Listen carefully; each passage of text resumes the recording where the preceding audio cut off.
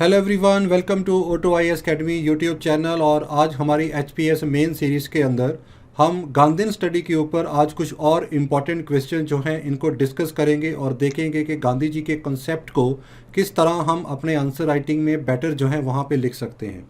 आज का जो हमारा और ये जो आज का क्वेश्चन हम डिस्कस करेंगे, अगर आप इसका पीडीएफ स्टडी करना चाहते हैं, जहाँ इससे पहले मैंने बहुत सारे गांधीन स्टडीज़ के ऊपर कुछ क्वेश्चन जो है मैंने आपके साथ लिए हैं इस सीरीज़ के अंदर, तो ये सारे पीडीएफ आपको O2IAS अकेडमी के ऐप के ऊपर जो है वो फ्रीली अवेलेबल है। ये ऐप आप अपने प्ले स्टोर से डाउनलोड करके और आज का और इससे प्रीवियस सारे पीडीएफ जो है उसको स्टडी कर सकते हैं। मॉडर्न हिस्ट्री से आज हम गांधी स्टडी का कुछ पार्ट जो है वो डिस्कस करेंगे। और आज जो मैंने यहाँ पे आपके लिए क्वेश्चंस लिया है, this is about Mahatma Gandhi ए डियोनोटोलॉजिस्ट इन इस अप्रोच। इसको हम डिटेल में जो है इसको हम डिस्कस करेंगे, ठीक है। सो अब हम देखेंगे कि अगर हमें इस तरह का कोई क्वेश्चन पूछा जाता है डियोनोटोलॉजिस्ट के ऊपर, तो हम अपना आंसर जो है कैसे लिख सकते हैं। तो यहाँ पे इस क्वेश्चन के अंदर सबसे पहले we need to be very much clear about this term के इस टर्म का मीनिंग यहाँ पे क्या है और इसको हम गांधी स्टडी के साथ कैसे कोरिलेट करेंगे। डियोनोटोलॉजिस्ट का मतलब होता है कि जब हम किसी कंसेप्ट को from the point of view duty, obligation और एथिक्स पॉइंट ऑफ व्यू से जो है हम इसको रीड करते हैं कि किसी भी काम को करने के लिए उसके पीछे हमारी एक सेंस ऑफ ड्यूटी और उस that is based on morality और एथिक जो है उसके ऊपर होनी चाहिए। तो महात्मा गांधी जी अपनी अप्रोच में कहाँ तक वो डियोनोटोलॉजिस्ट थे और इसको हम इस आंसर के अंदर जो है अब आगे हम इसको जस्टिफाई करेंगे। देखिए, इस क्वेश्चन के अंदर जब हम इसका एक इंट्रोडक्शंस लेंगे तो इस इंट्रोडक्शन में हम हल्का सा यहाँ पे डिफाइन करेंगे पहले कि फ्रीडम स्ट्रगल के अंदर जितने भी हमारे उस समय लीडर जो थे फ्रीडम स्ट्रगल के अंदर जो इन्वॉल्व थे, एवरी स्कूल हैज़, चाहे वो मॉडरेट है, एक्सट्रीमिस्ट है, रेवोल्यूशनरी है, सबका एक डिज़ायर्ड गोल था the future political system after independence के फ्यूचर का जो इंडिपेंडेंट भारत होगा वो किस तरह के होगा। तो सबका जो फोकस था वो पूरे के पूरे एक एंड गोल के ऊपर था कि what will be the future India. लेकिन यहाँ पे हम देखेंगे कि जो महात्मा गांधी जी की अप्रोच रही है, महात्मा गांधी जी सिर्फ एक एंड के साथ जस्टिफाई नहीं करते थे, उनके लिए एंड से बढ़कर थे उनके means, and that should be based on truth and that should be based on the moral value here. तो इस तरह से हम इसका एक हल्का सा इंट्रोडक्शन यहाँ पे देंगे। अब हम देखेंगे कि गांधी जी एक डियोनोटोलॉजिस्ट की कैटेगरी में यहाँ पे कैसे आते हैं। देखिए, सबसे पहले तो ज़्यादातर जो जब हम बात करते हैं the relationship between ends and means, तो डिफरेंट स्कूल्स ने इसको अलग अलग तरह से इसको डिफ़ाइन किया है। सम स्कूल डिफ़ाइन के भाई एंड्स मैटर करते हैं, हमारे मीन्स कोई भी हो, हमारा रिजल्ट जो है वो सही आना चाहिए, that is what is matter here. लेकिन अगर मैं गांधी जी की बात करता हूँ तो गांधी जी का ये मानना था कि एंड्स और मीन्स के अंदर कोई किसी तरह का कोई रिलेशनशिप जो है वो इस तरह का नहीं हो सकता है, क्योंकि उनका यहाँ पे मानना था कि जो मीन्स होते हैं they are the more important as compare to ends. So अगर मीन्स जो हैं if they are based on morality, तो ही हम आगे जो हैं जो हमारे जो एंड रिजल्ट हैं वो आगे बढ़िया हो सकते हैं। इसी तरह से एंड्स ऑन मीन्स के साथ गांधी जी ने अपना कंसेप्ट जो था सत्य और अहिंसा को बड़ा ही ब्यूटीफुल जो है यहाँ पे डिफाइन किया गया। अब उनके लिए जो सच था वो सबसे बड़ा था और गांधी जी ने सच और गॉड को जो था इक्वल स्टेटस दिया था। लेकिन सच को पाने का तरीका क्या है, तो गांधी जी के लिए मानना था कि अहिंसा जो है it is not an and itself, it is basically a means to reach the true satya and the that is our real end of the life, जो हमारा मेन पर्पस है। तो इसके अंदर हम देखेंगे कि सत्य का जो मीन्स है वो यहाँ पे अहिंसा आ जाता है, और अगर हमारे मीन्स सही नहीं है तो हमारा एंड जो है वो सही नहीं निकल सकता है। और this is one of the reason कि नॉन कॉपरेशन मूवमेंट जब ये अपने बहुत प्राइम स्टेज पे थी, जब ऐसा लग रहा था कि now the British are going to bow before the nationalistic movement at that time, और चौरा चौरी जो इंसिडेंट वहाँ पे होता है जिसमें वायलेंस हो जाती है, गांधी जी अपनी मूवमेंट को उस समय रिकॉल बैक कर लेते हैं। सो गांधी जी के लिए मीन्स जो है वो हम इसलिए हमेशा ही बहुत इंपॉर्टेंट रहे हैं। अब दूसरी तरफ अगर हम बात करते हैं रेवोल्यूशनरीज की, तो गांधी जी का ये मानना था कि वो रेवोल्यूशनरी की जो स्पिरिट ऑफ सेक्रीफाइस है, जो उनका बलिदान है और जो उनकी डेडिकेशन है अपने देश के लिए, नेशन के लिए, उसको वो सलाम करते हैं। लेकिन वो रेवोल्यूशनरीज के जो मेथडोलॉजी थी that was way based on violence, वो इसके कभी भी फेवर में नहीं थे, जिसके लिए उनका मानना था यहाँ पे कि अगर इस अप्रोच के बेस पे अगर हम कोई स्टेट जो है बनाएंगे भी, तो that is basically not a state that will be based on ethical values at that time. So इसीलिए गांधी जी का यहाँ पे मानना था कि कोई भी ऐसी स्टेट जो वायलेंट या इन नॉन एथिकल मीन से बनाई जाएगी, वो कभी भी हमारा एंड रिजल्ट नहीं हो सकता है, वो कभी भी हमारी एक आइडियल स्टेट जो है वो यहाँ पे नहीं बन सकती है। That is one of the reason कि उन्होंने रेवोल्यूशनरी थिंकिंग को काउंटर करने के लिए ही और एक सही मेथडोलॉजी बताने के लिए उन्होंने अपनी पॉलिटिकल फिलॉसफी को हिंद स्वराज बुक के अंदर उन्होंने यहाँ पे एक्सप्लेन भी यहाँ पे किया था। इसके बाद उनका यहाँ पे ये भी मानना था कि it is impossible to gain good ends with the bad means. ठीक है, you can not expect a rose by sowing the seed of the babul. ये बड़ी हमारी पुरानी कहावत है कि हम कांटे बो के जो हैं हम गुलाब की जो हैं वो उम्मीद नहीं कर सकते हैं। इसलिए उसके अंदर उन्होंने यहाँ पे रखा था कि हमारे जो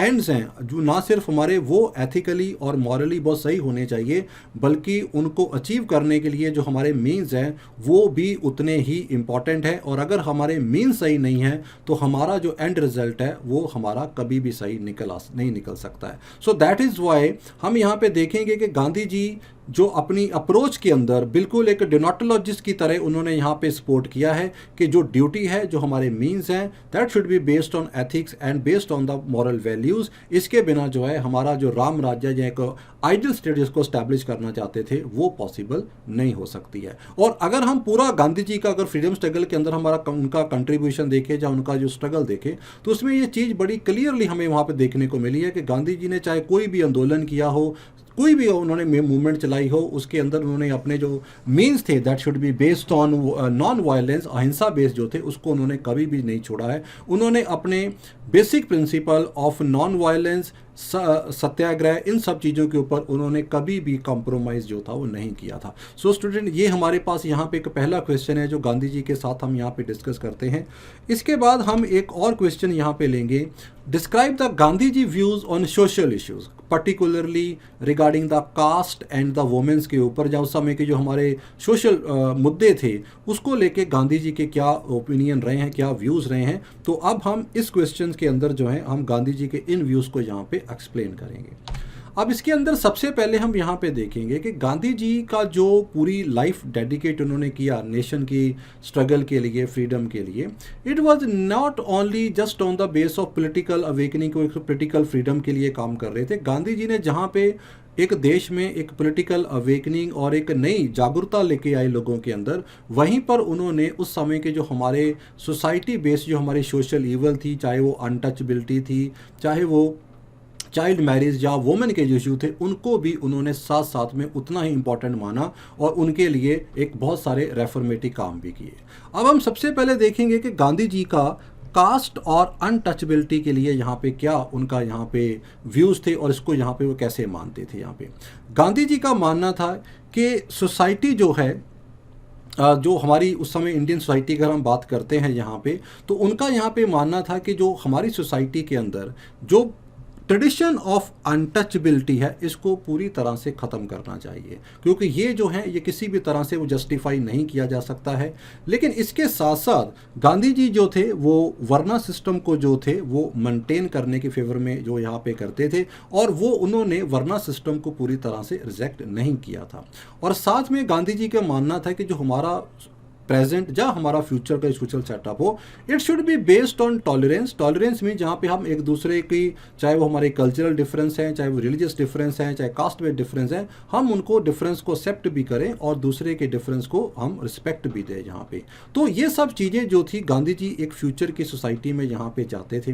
अब गांधी जी का मानना था कि ये सोशल सिस्टम में ये जो अनटचबिलिटी है, it is incompatible with the Swaraj, क्योंकि जो स्वराज हम बात करते हैं, चाहे हम सेल्फ रूल की बात कर रहे हैं, चाहे हम कंप्लीट इंडिपेंडेंस की बात कर रहे हैं, और दूसरी तरफ हम अनटचेबिलिटी जैसी ईवल्स को सपोर्ट कर रहे हैं, तो यहाँ पे आज़ादी कहाँ पे है? तो इस ट्रेडिशन को फॉलो ऑन करके अगर हम स्वराज ले भी आते हैं तो क्या वो एक ट्रू इंडिपेंडेंस होगी? Not possible. इसलिए उनका मानना था कि अगर हमारे कोई एंशियंट शास्त्रा अगर वो अनटचेबिलिटी जैसी ईवल को सपोर्ट भी करते हैं तो हमें उन शास्त्रा को छोड़ भी देना चाहिए। लेकिन कास्ट सिस्टम के ऊपर गांधी जी पूरी तरह से अगेंस्ट नहीं थे। वो अनटचेबिलिटी के अगेंस्ट थे लेकिन कास्ट सिस्टम के अगेंस्ट में नहीं थे, क्योंकि उन्होंने वर्ण सिस्टम को सपोर्ट किया था। कि उनका मानना था कि जो हमारे लॉ ऑफ कास्ट हैं दे आर समवेयर इटर्नल, और वो हमारे इसीलिए बनाए गए हैं ताकि हमारी सोसाइटी और समाज में एक जो भाईचारा है वो बना रहे और सोसाइटी में एक दूसरे की रिस्पेक्ट जो है वो यहाँ पे बनी रहे। तो इसके लिए उन्होंने कास्ट सिस्टम को जो था वो कभी इन्होंने ज़्यादा रिजेक्ट नहीं किया, अनटचेबिलिटी को उन्होंने बहुत ज़्यादा क्रिटिसाइज़ किया। इसके बाद जब हम वुमेन के इशू की बात करते हैं तो वुमेन्स के इशू के लिए भी गांधी जी जो थे वो बहुत ज़्यादा उनके उस समय के मॉडर्न व्यू उस समय के उन्होंने अपने रखे थे उस समय भी। और गांधी जी का ये मानना था कि वोमेंस को एक वीकर सेक्शन कहना is basically a insult to women और इनजस्टिस टू वोमेन। यही रीज़न था कि जब उन्होंने अपनी फ्रीडम मूवमेंट स्टार्टिंग की तो उस फ्रीडम स्ट्रगल के अंदर, चाहे वो नॉन कॉपरेशन मूवमेंट थी, सिविल डिसोबीडियंस मूवमेंट की अगर हम बात करते हैं, तो उस समय भी नॉन कॉपरेशन मूवमेंट के अंदर भी उन्होंने जितना कॉन्फिडेंस मेल पॉपुलेशन में दिखाया उतना ही उन्होंने फेथ और कॉन्फिडेंस जो था वो फीमेल पॉपुलेशन के अंदर भी दिखाया कि वोमेंस भी कैपेबल हैं, they can also come and they can also fight for the cause of the nation. और that is why non cooperation या सिविल डिसोबीडियंस मूवमेंट के अंदर हम वुमेन्स का एक बहुत बड़ा पार्टिसिपेशन देखते हैं। सिविल डिसोबीडियंस मूवमेंट के अंदर तो हम देखते हैं सरोजनी नायडू ने लीड किया था उस पूरी ग्रुप को, जब दरसाना साल्ट मिल के ऊपर जो था उस समय रेड भी किया गया था। लेकिन गांधी जी का मानना था कि वुमेन्स का ये जो डिग्रेडिंग इश्यूज़ है उसके लिए कुछ ऐसी हमारे कुछ रीति रिवाज बने हुए हैं जो उसके लिए रिस्पॉन्सिबल हैं, जैसे कि चाइल्ड मैरिज है,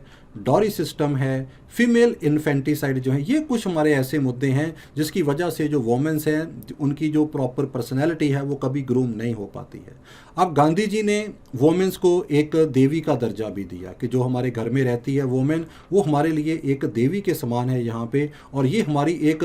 ड्यूटी बनती है कि वी बेसिकली टेक केयर और respect to our women in the home at that time. और इसके लिए गांधी जी ने एक आइडियल वोमेन की कंडीशन के लिए जो था वो उन्हें एक सीता की एग्जाम्पल भी देते थे कि जो सीता हैं it is the ideal picture of the जो है वोमेंस का है। तो इस तरह से उन्होंने एक वोमेंस को एक बड़ा आइडियलिस्टिक स्टेटस भी जो दिया था और उनकी अपलिफ्टमेंट के लिए उन्होंने काम भी किया। अब हम यहाँ पे देखेंगे, अगर हम मॉडर्न टाइम की बात करते हैं तो जिस तरह से गांधी जी का वोमेंस को लेके इशू था कि वो एक घर की देवी की तरह मानते थे, घर के ड्यूटीज़ एंड फैमिली रिस्पॉन्सिबिलिटी को पूरा करना, वोमेंस को देखना है, कास्ट सिस्टम को वो जस्टिफाई करते थे। लेकिन प्रेजेंट टाइम में अगर हम देखेंगे तो ये थोड़े से इशू जो हैं वो प्रेजेंट टाइम के साथ हमारे कोरिलेट नहीं करते हैं, क्योंकि आज की डेट में womens are not made to work at home also. Women बाहर भी जा रही हैं, हर सेक्टर में काम कर रही हैं और बहुत बढ़िया जो है उनका रोल है हमारे डिफरेंट सेक्टर के अंदर, चाहे वो सर्विसेज के अंदर हैं, चाहे वो किसी भी हम इंस्टीट्यूशन जहाँ प्राइवेट सेक्टर की बात भी करते हैं। ठीक है, और आज की डेट में कास्ट सिस्टम को भी जो है हम किसी तरह से जस्टिफाई जो है वो नहीं करते हैं। We don't make any discrimination on the base of caste here. लेकिन गांधी जी का यहाँ पे ये रहा है कि गांधी जी ने चाहे इन दोनों कास्ट सिस्टम को जस्टिफाई जरूर किया, लेकिन गांधी जी हमेशा एक ऐसी सोसाइटी और एक ऐसा सोशल सिस्टम चाहते थे जहाँ पे सबके साथ जो है इक्वालिटी के साथ बिहेव किया जाए, सबकी एक डिग्निटी को रिस्पेक्ट किया जाए और सबके पास जो हैं एक ऐसे मीन्स उनके पास होने चाहिए so that they can live their life very in all the aspect in a very wonderful way. So student, this was the two question that we have discussed on the Gandhi ji view, and I hope कि आपके Himachal mains के paper के अंदर ये जो question अभी हम discuss किए हैं ये आपको आंसर राइटिंग में काफ़ी हेल्प आउट करेंगे। So thank you very much and all the best, do your well.